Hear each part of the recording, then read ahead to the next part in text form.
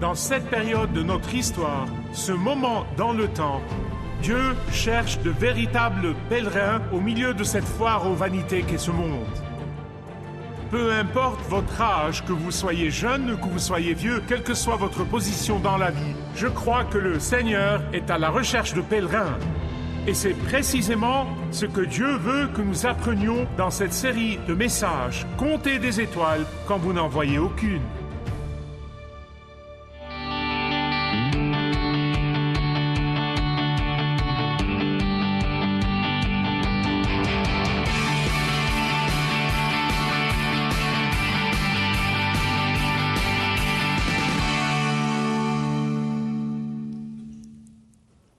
Il y a un livre chrétien classique, et c'est vraiment un livre pour enfants, et il a été traduit dans de nombreuses langues. Je sais, je l'ai lu quand j'avais 12 ans.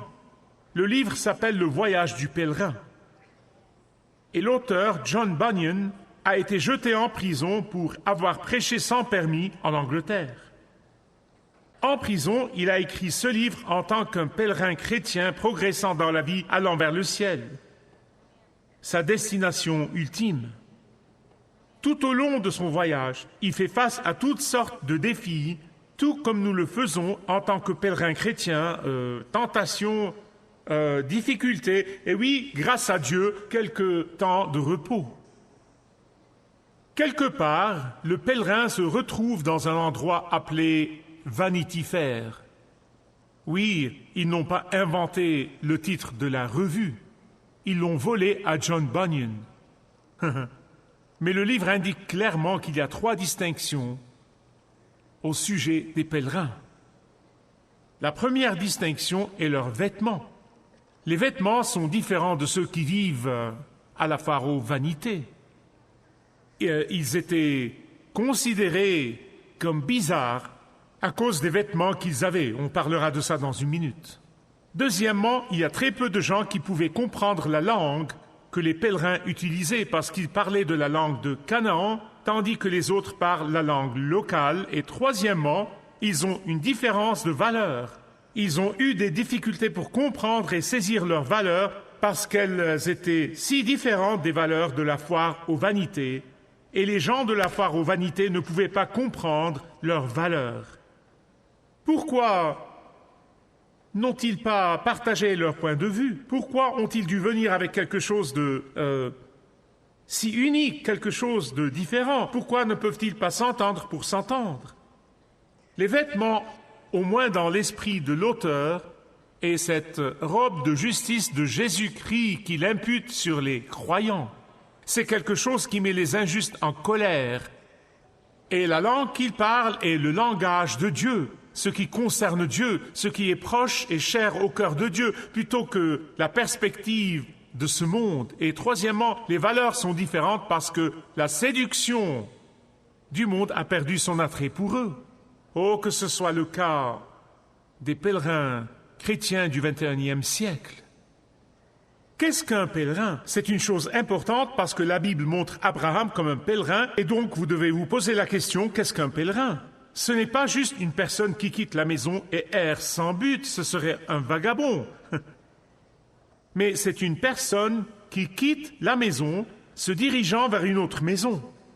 Un pèlerin a une vision à accomplir. Un pèlerin a un but à atteindre en tête. Un pèlerin a une destination qu'il cherche à atteindre. Un pèlerin a une détermination à atteindre sa destination, indépendamment des difficultés et indépendamment de la souffrance et indépendamment de la douleur. Et à cause de cette vision, à cause de cet objectif et de cette détermination, il ou elle tient tout le reste dans la vie avec les mains ouvertes. Dans cette période de notre histoire, ce moment dans le temps, Dieu est à la recherche de véritables pèlerins au milieu de cette foire aux vanités qu'est ce monde. Peu importe votre âge, que vous soyez jeune ou que vous soyez vieux, quelle que soit votre position dans la vie, je crois que le Seigneur est à la recherche de pèlerins.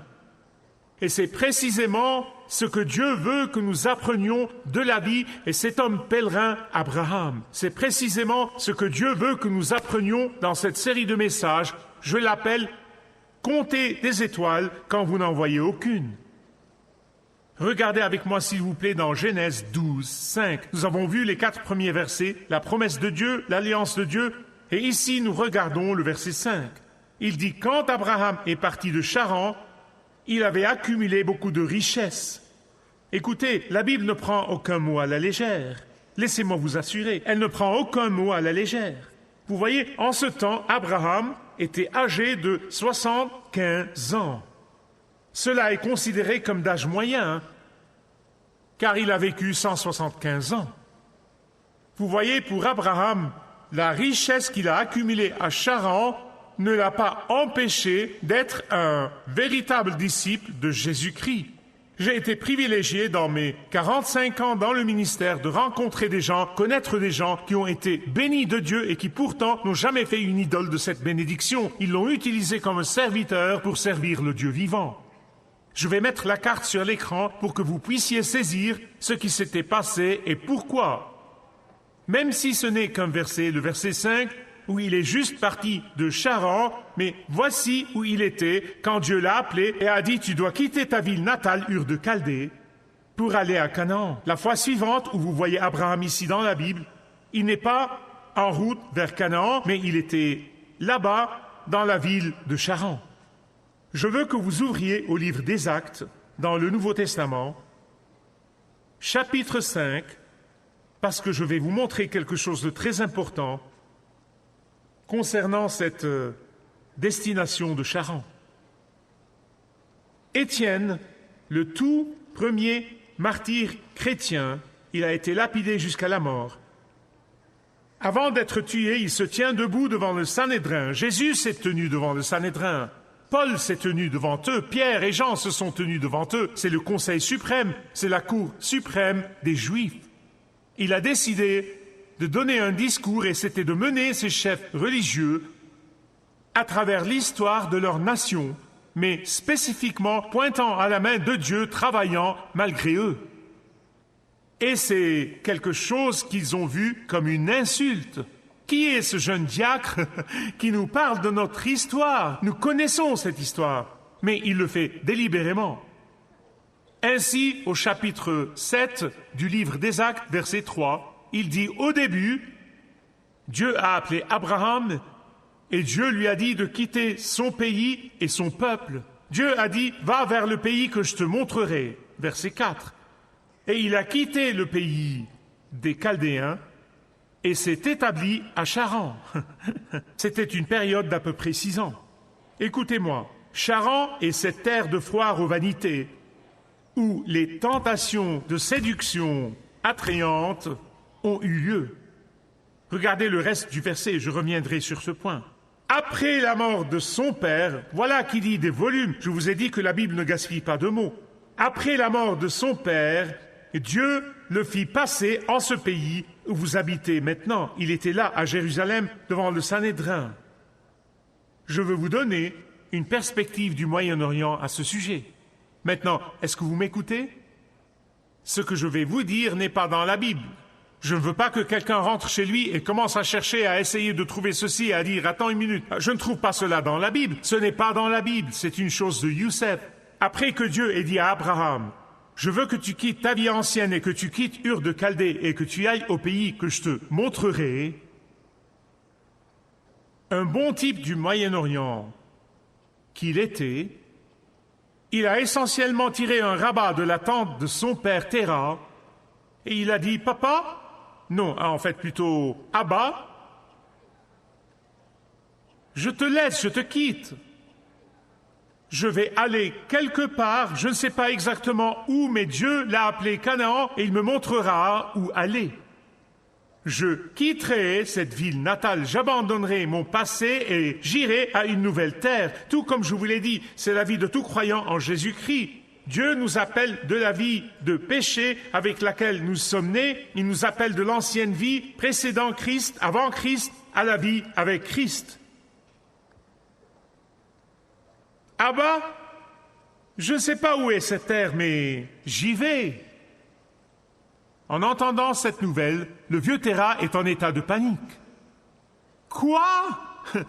Tu vas laisser tomber ton pauvre père ici? Tu abandonnes ton vieux père qui a été si bon pour toi? Je veux dire, qui prendra soin de moi dans ma vieillesse? Écoute, ton frère Nahor, il est un écervelé. Il ne peut même pas s'occuper de son fils Lot. Et tu vas aller où? Qu'est-ce que Dieu t'a dit? Tu compteras les étoiles, tu n'as même pas d'enfant. Ravive cette douleur. Mon fils, tu n'arriveras nulle part sans moi. Parents d'enfants adultes, je veux juste vous dire quelque chose en tant que l'un de vous, mais permettez-moi de vous dire quelque chose de très simple. Coupez le cordon ombilical. Amen, amen. La possessivité de la vie de vos enfants adultes n'est pas très saine pour eux.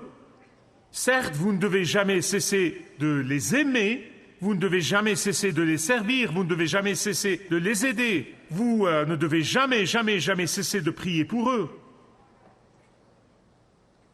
Mais ils sont appelés par Dieu à quitter et rester fidèles. Amen et de rigueur ici. Une des raisons pour lesquelles Dieu l'a appelé, a appelé son futur ami Abraham à quitter la vieille vie et quitter Ur et sortir de la maison, et qu'il voulait le sortir du culte des idoles. Il voulait le sortir de cet environnement. Il voulait l'éloigner des mauvais compagnons. Il voulait le prendre de la vieille vie à la nouvelle. Maintenant, j'ai une parole pour les enfants qui ont des parents non-croyants. Vous devez toujours aimer vos parents, toujours respecter vos parents, toujours honorer vos parents. Par-dessus tout, vous ne devez jamais cesser de prier pour vos parents s'ils ne sont pas croyants. S'ils sont croyants, respectez-les, mais faites toujours ce que Dieu vous appelle à faire. Et donc, Abraham revient du travail et il voit son père avait fait les valises. « Père, que fais-tu? Où vas-tu? » « Avec toi, bien sûr, tu n'iras pas sans moi. Tu penses que je vais te laisser m'abandonner ici? Je vais avec toi. » Maintenant, je veux vous montrer quelque chose ici dans l'Écriture. Montez un chapitre 11, Genèse 11, juste quelques versets, verset 31. Juste un rappel avant que je lise le verset, juste un rappel. Dieu a appelé qui? Bon, maintenant vous pouvez regarder le verset 31. Terah a pris son fils Abraham. Eh bien, attendez une minute. Dieu a appelé Abraham. Il n'a pas appelé Terah, mais il n'allait pas partir sans lui. Alors il prend son fils Abraham. Écoutez, si vous ne pouvez pas avoir le côté drôle de cela, vous n'avez pas un sens de l'humour. Je vous le dis. Peut-être que c'est mes racines sémitiques. Dieu appelle Abraham, mais le Père dit qu'il a pris Abraham. Et il a pris aussi le neveu d'Abraham, Lot, et la femme d'Abraham, Sarah. Ensemble, ils sont allés d'Ur de Chaldée pour aller à Canaan. Ne manquez pas ceci, ne manquez pas ceci. Mais, quand ils sont arrivés à Charan, ils s'y sont installés. Pourquoi Charan, quand Dieu a dit que la destination du pèlerinage est Canaan? Pourquoi Charan? Eh bien, je suis content que vous me l'ayez demandé parce que j'ai vraiment hâte de vous le dire. Charan est la ville où le grand temple du dieu Lune est placé. Et le païen Terah a vu le temple de la Lune à Charan et il a pensé qu'il était mort et était allé au ciel. Il aimait tellement le dieu de Lune qu'il a nommé un de ses 3 fils Charan. Je veux dire, regardez, c'est comme dit Las Vegas ensemble. Charan, pour l'adorateur de Lune, serait comme la Mecque pour les musulmans ou Salt Lake City pour les Mormons. Je veux dire, c'est le lieu ultime entre tous les lieux. Encore une fois, laissez-moi vous donner une perspective du Moyen-Orient ici. Terah, le père d'Abraham, est arrivé à son genre de choses à Las Vegas et il a dit « Whoopi !» Abraham, mon garçon, je suis content d'être venu avec toi. Oublie Canaan. Restons ici et voyons quelques spectacles de nuit. Vivons la vie nocturne. Charan est un lieu de plaisir pour les païens. Je veux dire, c'est génial. Mais papa, Dieu a dit Canaan. Oh, un endroit est aussi bon que l'autre. C'est mieux que Canaan. Canaan sera probablement ennuyeux, c'est ici que l'amusement est. Mais Dieu m'a dit de quitter Ur de Chaldée et d'aller à Canaan. Chrétiens croyants, s'il vous plaît, écoutez-moi. Chacun de nous, votre pasteur inclus, nous tous, nous essayons d'accepter quelque chose qui est très, très, très, très loin du plan parfait de Dieu pour nous. Je sais car j'ai expérimenté au moins 2 charans dans ma vie. Pourquoi pensez-vous que je suis émotif quand je parle de la grâce de Dieu? Parce qu'il m'a fait sortir de mes charans avant qu'il ne soit trop tard. Et je prie que la même chose arrive à tout le monde ici et ceux qui regardent autour du monde. Je me demande combien d'entre nous sont arrivés à un certain point dans le chemin de votre vie chrétienne avec Dieu et vous avez dit « c'est assez ».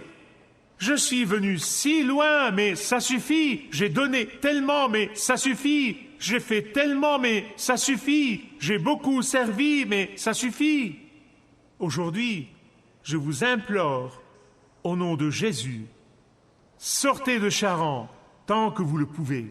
Dites à l'Éternel, Seigneur, je suis désolé, je me suis arrêté à Charan et je suis resté à Charan. Seigneur, je suis désolé d'avoir erré, je suis désolé d'être arrivé à Charan et d'être resté là. Seigneur, je sais que tu veux m'emmener à de plus grandes hauteurs pour te servir. Tu veux m'emmener à de plus grandes hauteurs dans mon amour pour toi. Tu veux me prendre à de plus grandes hauteurs dans le sacrifice pour toi. Tu veux me prendre à de plus grandes hauteurs dans la glorification de ton nom. Tu veux me prendre à de plus grandes hauteurs dans ma vie de prière. Et je suis désolé, je suis coincé à Charan. Je sais sans l'ombre d'un doute de la parole de Dieu que c'est par cette prière que Dieu se réjouira et il vous fortifiera pour que vous le fassiez. Dieu aime quand son peuple commence à sortir de sa zone de confort. Dieu aime quand son peuple commence à lui faire confiance implicitement de tout son cœur. Dieu aime quand nous descendons de notre assurance bénie et faisons quelque chose de grand pour lui. Dieu aime quand vous commencez à investir votre tout dans son royaume. Dieu aime quand vous commencez à investir votre vie dans la vie des autres en son nom. Et je crois de tout mon cœur, s'il y a une leçon que Dieu veut nous enseigner, c'est ceci. Comptez les étoiles quand vous ne pouvez voir aucune va vous ramener sur la bonne voie. Revenez pour être restauré dans votre vision de Dieu. Dieu veut que vous appreniez à ne pas vous installer à Charan. Sortez alors que c'est encore possible. Permettez-moi de vous demander, êtes-vous coincé à Charan? Quoi que votre Charan puisse être, et c'est différent de l'un à l'autre, êtes-vous réticent à prendre le premier pas et à sortir de votre Charan maintenant? Avez-vous laissé votre vie être tellement encombrée avec toutes sortes d'ordures que vous ne voulez pas abandonner et auxquelles vous vous accrochez? Rappelez-vous ceci, que le renouveau personnel ou corporel ne viendra pas simplement parce que nous le voulons. Le renouveau ne viendra pas seulement parce que nous l'attendons. Le renouveau viendra quand chaque individu, je parle de chaque croyant individuel, sortira de son Charan et construira un autel à Béthel. Vous voyez, construire un autel à l'époque est un symbole de renouvellement, la vision de Dieu pour votre vie. Et c'est exactement ce qu'Abraham a fait quand il est sorti. Il a commencé par construire un autel là-bas à Béthel. Commencez à compter les étoiles, même si vous n'en voyez pas, et renouvelez votre vision. Et la vision que Dieu a pour vous, le feu David Wilkerson de New York a dit quelque chose qui est tout à fait indéniable. Il a dit, il y a trop de gens aujourd'hui qui ont des expériences émotionnelles et il les appelle un renouveau.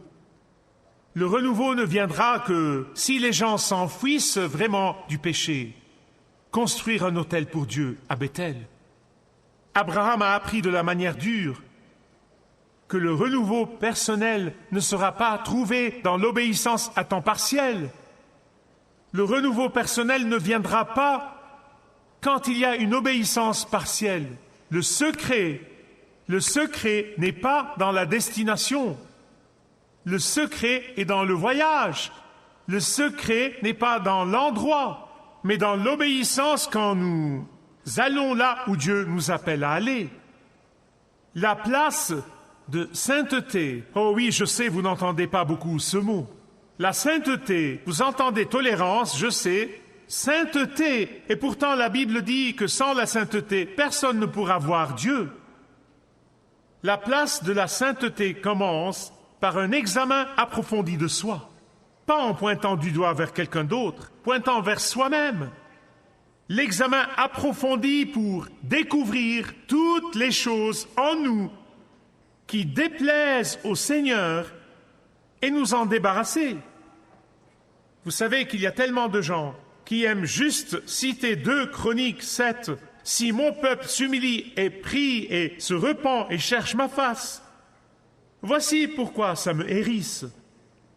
Tout d'abord, ce n'est pas pour le Nouveau Testament, ce n'est pas pour les enfants rachetés par le sang du Dieu vivant dans le Nouveau Testament. C'était une promesse pour la terre d'Israël. C'est une promesse pour un peuple qui adore dans un temple et offre des sacrifices d'animaux. Mais c'est plus que cela.